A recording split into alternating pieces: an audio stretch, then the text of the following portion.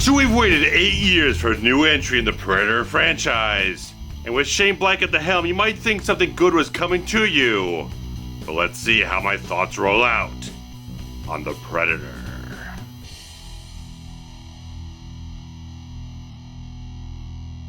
After an alien ship is pursued and crash lands near the Mexican-American border, U.S. Army sniper Quinn McKenna takes some of the advanced technology as proof, as he is soon brought in as a scapegoat to cover up the alien encounter. Meanwhile, the Predator is held in a scientific facility with evolutionary biologist Dr. Casey Brackett, but awakens and breaks out on the hunt for a precious piece of cargo, being sought after by a genetically enhanced Super Predator. McKenna ends up with a band of psychologically off-kilter ex-soldiers who are driven to protect Quinn's family and discover a dangerous motivation held by this lethal species.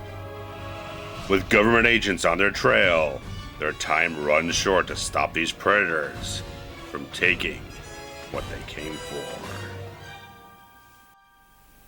So the Predator comes to us from director Shane Black with a screenplay from Shane Black and his friend Fred Decker, who have been colleagues and friends for over 30 years, dating back to stuff like The Monster Squad. So these guys have had long careers, a lot of good track record with a lot of different things, with maybe a few things that have fallen off course here or there, or have some controversial things like RoboCop 3 or Iron Man 3, depending on your disposition. But they have a lot of strong stuff that kind of outweighs the bad stuff that probably have come up on their careers.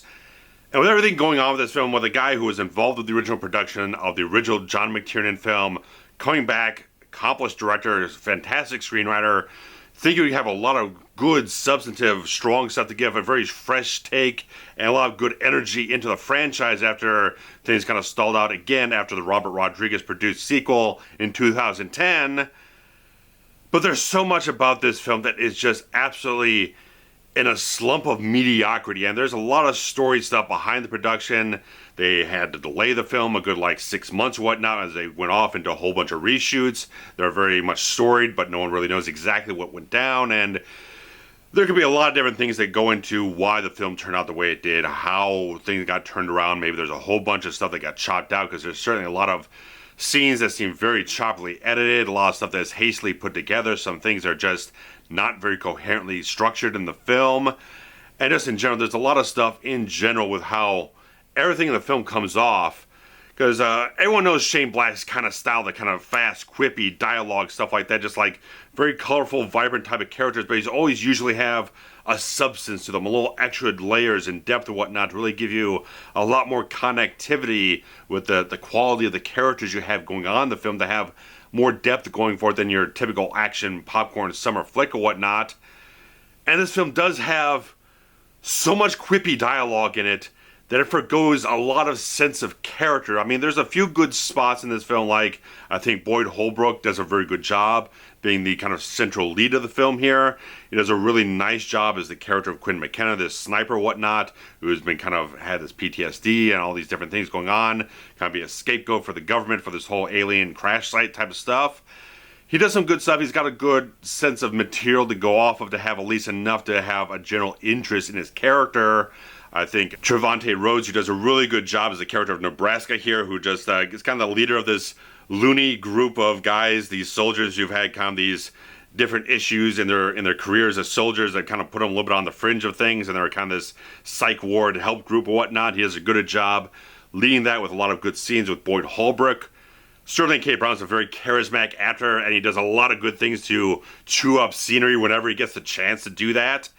It's kind of interesting that you might think he's almost kind of like a Peter Keyes type of character from Predator 2, but it gets a little distracted because you actually have Jake Busey cast in this film as the son of Peter Keyes, in an extremely minor role that amounts to absolutely nothing in the film. So I was like, I don't even know why they even bothered to cast him if they weren't going to use him towards any connective end towards that. So it seemed a little strange and whatnot. Olivia Munn does some fine job here as a sort of scientist and whatnot, where a lot of people generally attack her sort of acting quality. But I think she was, next to the quality of everyone else, I think she did a nice job to carry what she had to in the film. But some of these other characters in this film, these sort of whacked out type of characters in this sort of loony group or whatnot, just seem like constructs of characters to be able to spout out quippy dialogue that I found absolutely none of it funny. The delivery of all of it just lands so much like a dull thud in the film. Everything just is delivered so badly with all the quips, all the humor. There's so much crosstalk with different people that just... It's so much chatter and noise that just distracts from any focus the film is trying to go for with any sense of progressing a plot or anything like that. Just like they have all these moments where people just have to spout out 5 million lines of dialogue all over top of each other, and it's just noise in the film. It doesn't amount to anything, and whether it's just the writing itself or delivery of lines, the direction of the lines, it just doesn't function for me at all. None of it was funny at all. There's like maybe 2 or 3 lines in the whole film that did kind of get a chuckle out of me, but because the delivery of the lines was a lot more organic, a lot more natural, a little bit more subtle, whatnot, they worked that way, but everything else is just so bellowing out from the top of your lungs or whatnot that none of it has any sort of comedic delivery. It just like didn't work for me whatsoever, and just like characters just don't seem to really exist in this film so much because it's just constructs. It just doesn't amount to anything for anyone to go through any kind of arcs, anyone has any sort of relationship that you can build on. There's not really any chemistry. No one really gels together to get any kind of anything going on between the charisma of anyone has to offer here. It's all sort of disparate parts that just kind of smash together that don't really come together to make anything that's coherent or cohesive. I didn't buy any of this type of stuff with what they were telling me about these characters because they just didn't feel like they flowed together in any type of way possible. It's a really poor type of thing, and even little Jacob Tremblay, who's been a very acclaimed actor from Room and everything, I just felt his character was just completely... It ends up being some bad stuff going on with the screenplay and turns and the plot and everything, what his involvement amounts to and everything, but I just felt like a lot of it was kind of forced, kind of silly, a lot of stupid little things kind of progress as the film goes along, screenplay-wise. It has a lot of ideas that just... Characters constantly make these jumps in logic, these jumps to conclusions that really just don't have any organic build or flow. There's not enough information available to these characters to really make these sort of jumps to conclusions about the motives of the different predators in this film, where you got 2 different ones battling one another, one's chasing the other one, and all these different things. It just seems too contrived. There's too much forced type of stuff. There's probably, like I said, there were reshoots done for the film, so who knows what was changed in the reshoots that ends up contradicting what you shot before and you have to start trimming out scenes. I don't know. But regardless, the final film we get here as the release version in theaters just doesn't kind of come together in a very cohesive type of way. There's just action scenes that are competently put together, but the film just feels so generic in a certain way. The direction is very generic. There's no style to anything. Even the cinematography just feels very much... okay. It doesn't feel like there's anything strong or intentional. There's not a lot of stuff that feels like it captures the spirit of Predator in any type of way, where other films in the franchise always had a little bit of a style to them, whether it was more John McTiernan's grounded sensibilities and a lot of very kind of stark racking focus and all these different atmospheric type of things had going for it. Predator 2 I've talked about definitely had a very stylish type of comic book aesthetic to it and everything, so these films have all had these sort of styles or whatnot to kind of either create their own version or kind of harken back to what they had originally or whatnot. So they've always had a good sense of style, really solid cinematography. This felt like you just got to cover the action and cover these different things. Didn't feel like there was any sort of style to anything that was going on with the direction or the cinematography or the action sequences. In most of the other Predator films, we've had really good performers in the suits. Aside from like the first AVP film, I think we've gotten a really good quality type of thing with the presentation of the performers in the suits and the personalities and the traits of the Predators. And in this film, we do have a good thing with the classic Predator style here, but it's so short-lived and you don't get to see it as much. You get much more with this super 11-foot tall Predator that's obviously just a complete CGI character that just seems like a big lumbering beast with absolutely zero personality, personality traits. It just feels like it's so the antithesis of what you had from the beginning of this franchise, where you had Kevin Peter Hall coming in there, doing a certain performance in the suit to really create a culture, a style, a way of moving the body and everything. This just felt like a complete diversion from the all the way through, with the focus on this more jacked up, genetically altered type of predator or whatnot.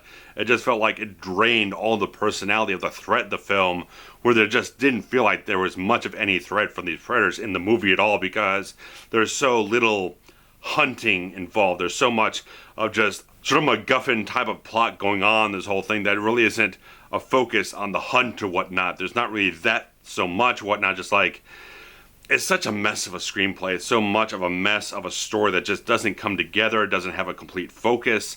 It seems like there's a lot of stupid concepts that it kind of introduces, and again jumps to conclusions that really don't seem logical or organic to go in the way they're kind of unfolding the mystery of what's happening with all these different predators going after each other, all the scientific things they keep finding.